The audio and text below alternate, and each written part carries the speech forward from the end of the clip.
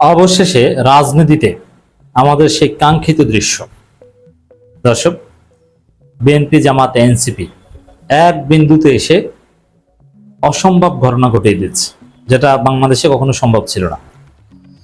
আপনি চিন্তা করেন, বাংলাদেশের রাজনীতি আমরা অতীতে যেভাবে দেখে আসি, তাতে সরকারি দল বিরোধী দল এক মেরুতে এসে জাতির বৃহত্তর স্বার্থে মৌলিক জায়গায় ঐক্যবদ্ধভাবে আমাদের কমন এনিমির বিরুদ্ধে লড়বে।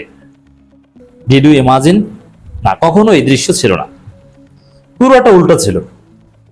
যেমন বিরোধী দল যেটাকে বলতো স্বাধীনতা সার্বভৌমত্বের প্রতি হুমকি, সরকার সেটাকে বলতো এটাই আমাদের স্বাধীনতা সার্বভৌমত্ব। যেমন ভারতের তৎপরতাকে বিরোধী দল মনে করতো বাংলাদেশের স্বাধীনতা সার্বভৌমত্বের প্রতি হুমকি, বাংলাদেশের রাজনীতি অযাচিত হস্তক্ষেপ। আর আওয়ামী লীগ ভারতের এই প্রেজেন্সকে এবং সেই সুজাতা সিং বা এদের যে দৌড়ঝাঁপ বাংলাদেশের ভিতরে এসে এটাকে মনে করতো যে না, এটাই আমাদের প্রকৃত বন্ধু। যুক্তরাষ্ট্রের তৎপরতা, ডোনাল্ড লু কিংবা পিটার হাসদের তৎপরতাকে বিএনপি জামাত মনে করতো যে না, এটাই গণতন্ত্রের পক্ষে, আন্তর্জাতিক সম্প্রদায়ের দায়িত্ববোধ। আওয়ামী লীগ মনে করতো এটা বাংলাদেশের স্বাধীনতা সার্বভৌমত্বের প্রতি হুমকি। সব ক্ষেত্রে বিপরীতমুখী অবস্থান রাখত। এমনকি সৌদি আরবের সাথে সরকারের ভালো সম্পর্ক থাকলে বিরোধী দলের খারাপ সম্পর্ক, বিরোধী দলের ভালো সম্পর্ক থাকলে সরকারের খারাপ সম্পর্ক। বাংলাদেশের রাজনীতি এতটা বিভাজিত ছিল। সেই জায়গায় আমরা দেখতে পাচ্ছি আমাদের কমন এনিমি এখন ভারত এবং আওয়ামী লীগ। এই পতিত স্বৈরাচার, পতিত ফ্যাসিস্ট এবং তাদের আশ্রয়দাতা ভারত, এর বিরুদ্ধে বিএনপিও যে ভাষায় যতটা কঠোর, জামাতও ওই ভাষায় ততটা কঠোর, এনসিপিও ওই ভাষায় ততটা কঠোর। মৌলিক লাইন কিন্তু এক। যেমন শেখ হাসিনাকে অডিও কনফারেন্সের বক্তব্য দেওয়ার সুযোগ দিয়েছে ভারত সরকার, এটা চরম ধৃষ্টতা। বাংলাদেশ সরকারের উদ্বেগের পরও তারা এই সুযোগ দিয়েছে। তো এই জায়গায় বিএনপি সরকার যে কঠিন বিবৃতি দিয়েছে, জামাতও কঠিন বিবৃতি দিয়েছে অনেকটা একই রকমের, এনসিপিও সেম প্রতিক্রিয়া জানিয়েছে। তো দর্শক, এই যে সরকারি দল বিরোধী দল থেকে শুরু করে সবাই কমন এনিমির বিরুদ্ধে আমরা ঐক্যবদ্ধ। বাংলাদেশের রাজনীতির থিওরি ছিল এটা যে enemy of my enemy is my friend, there is no common enemy. এর মানে আপনি সরকার, আমি বিরোধী দল, আমার বন্ধু আপনার শত্রু, আপনার বন্ধু আমার শত্রু। কিন্তু না, বাংলাদেশে এখন আমরা দেখতে পাচ্ছি যেটা হওয়াটা জরুরি ছিল, যার মধ্য দিয়ে আমরা মঞ্জিল মকসুদে পৌঁছতে পারবো, সেটা হচ্ছে যে আমার বন্ধু আপনার বন্ধু, আমার আপনার বন্ধু আমার বন্ধু, আমার শত্রু আপনার শত্রু, আপনার শত্রু আমার শত্রু। এর মানে বিএনপি সরকারের শত্রু আওয়ামী লীগ ভারত, জামাতের শত্রু আওয়ামী লীগ ভারত, এনসিপির শত্রু আওয়ামী লীগ ভারত। এই কাঙ্ক্ষিত দৃশ্য আমরা দেখতে পাচ্ছি। দর্শক, আওয়ামী লীগ আমাদেরকে ঐক্যবদ্ধ রাখছে। এখানে আরেকটা কথা বলে নেই, যেটা আমি প্রায় আলোচনায় বলি এবং ইটস ভেরি সিরিয়াস, এই কারণে বলি বারবার। দেখেন, জামাত এনসিপি বিএনপির মধ্যে অনেক কিছু একতলাপ আছে, আমরা একে অপরের সমালোচনা করি, বিএনপির প্রচুর প্রচুর সমালোচনা করি এবং এটা করব, কেউ থামাতে পারবে না।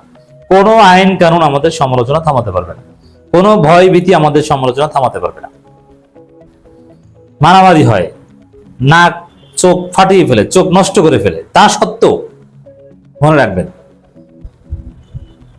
যে ভারতের আধিপত্যবাদ যদি বাংলাদেশে না থাকে, তাহলে বাকিগুলো তেমন সিরিয়াস কিছু না। বাকি যে কাটাকাটি মারামারি দেখেন, ওটা সামাজিক সমস্যা, ওটা রাজনৈতিক সমস্যা না, ওটা বিএনপির দুই গ্রুপে হয়। কিন্তু ভারতের আধিপত্যবাদ যদি থাকে, সরকার বা কোনো একটা গোষ্ঠী যদি ভারতের দালাল হয়ে যায়, চূড়ান্ত ভাবে আওয়ামী লীগের মতো 5-8টা দালাল হয়ে যায়, তাহলে বুঝবেন আবার সেই গুমের রাজনীতি, খুনের রাজনীতি এবং ফাঁসির রাজনীতি চলে আসবে। অতএব বিএনপি জামাতের মধ্যে, ছাত্রদল শিবিরের মধ্যে ধাক্কাধাক্কি মারামারি যাই হোক না কেন, ভারতের আধিপত্যবাদের বিরুদ্ধে যদি সবাই সোচ্চার থাকতে পারে, অ্যাটলিস্ট গুম খুন এবং ফাঁসির রাজনীতি ফিরে আসবে না, ফ্যাসিবাদ ফিরে আসবে না, সেই হাসিনা আমলের মতো বিভীষিকা ফিরে আসবে না। সমস্যা মুক্ত হয়ে যাবে সবকিছু, তাও বলছি না, কিন্তু সমস্যা যা থাকবে ওটা আমাদের সমস্যা। ভাই ভাই তো মারামারি করে, ওরকম সমস্যা। এই জন্য ভারতের আধিপত্যবাদের বিরুদ্ধে লড়াই হচ্ছে আমাদের আসল লড়াই। তো দর্শক, এই জায়গায় আমাদের স্বরাষ্ট্রমন্ত্রী সালাউদ্দিন আহমেদ, তার সেন্স অফ হিউমার যথেষ্ট ভালো। তিনি বলছেন, হাসি দিয়ে। কিসের হাসিনা? মাঝে মধ্যে শুধু আওয়াজ টাওয়াজ শোনা যায়, ওই দেখলাম না তো হাসিনাকে। এর মানে ওদিকে ভারতে বসে আওয়ামী লীগের লোকজন বলছে না না, শেখ হাসিনা দেশে ফেরার দায়িত্ব এটা তারেক রহমান সরকারকে নিতে হবে।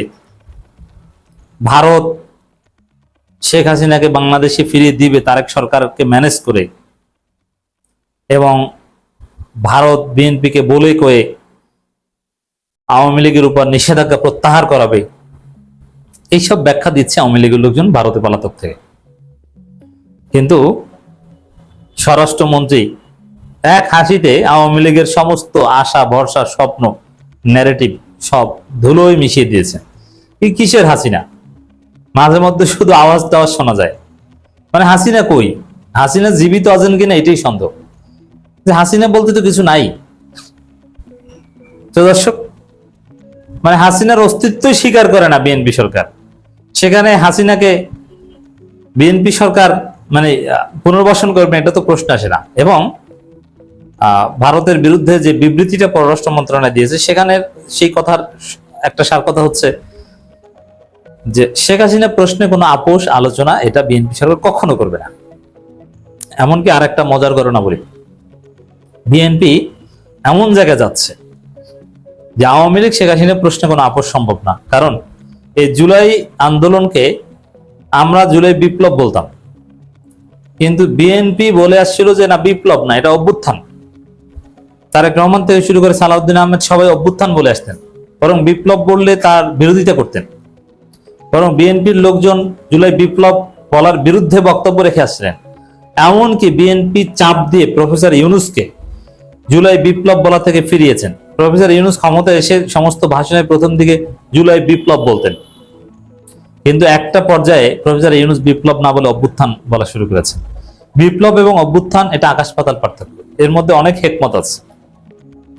আপনি যদি অভ্যুত্থান বলেন, তাহলে অভ্যুত্থানে পরাজিত শক্তিকে আপনি নিষিদ্ধ করতে পারবেন না। নৈতিক কিছু বিষয় আছে, তাদেরকে কিছু ছাড় দেওয়া, রিকনসিলিয়েশন, এরকম অনেক বিষয় আছে। তাদেরকে ফিরিয়ে আনা, জাস্ট অপরাধীদের বিচার করা, এরকম অনেক বিষয় অব্লিগেশন আছে। কিন্তু এখন এসে দেখছি যে বিএনপি আমাদের মতো বিপ্লব বলা শুরু করেছে। যারা পররাষ্ট্র মন্ত্রণালয়ের বিবৃতিটা ফলো করেছেন, সেখানে জুলাই রেভলিউশন বলেছে, জুলাই ম্যাস আপরাইজিং বলেনি। জুলাই আপরাইজিং না বলে জুলাই রেভলিউশন বলেছে। আন্তর্জাতিক বিবৃতিতে রেভলিউশন বলে বিএনপি একটা বার্তা দিয়েছে যে আওয়ামী লীগ প্রশ্নে বিদেশি শক্তি কেউ ফাও কথা বলতে আসবে না, শেখ হাসিনা প্রশ্নে কেউ ফাও কথা বলতে আসবে না। কারণ কি? ওটা বিপ্লব, বিপ্লবে পরাজিত শক্তির পক্ষে দালালি মানায় না। এটা অভ্যুত্থানে পরাজিত শক্তির আবার নির্বাচনে অংশগ্রহণ করতে পারে, কিন্তু বিপ্লবের পরাজিত শক্তিকে কোনো অ্যালাউ করার সুযোগ নেই। অতএব শেখ হাসিনা প্রশ্নে আমরা জিরো টলারেন্স। কিসের শেখ হাসিনা? এই বিশ্বাস আওয়ামী লীগ, জামাত এবং এনসিপিরও এই সেম আকীদা। এবং এই যে বিপ্লব বলা, জুলাইকে অবশেষে বিএনপি ঘুরে ফিরে নাকে খত দিয়েছে বিপ্লব বলছে জামাত এনসিপির মতো। এই বিপ্লব বলার তাৎপর্য হচ্ছে যে আওয়ামী লীগের বিরুদ্ধে এবার খেলা হবে সমানে সমান।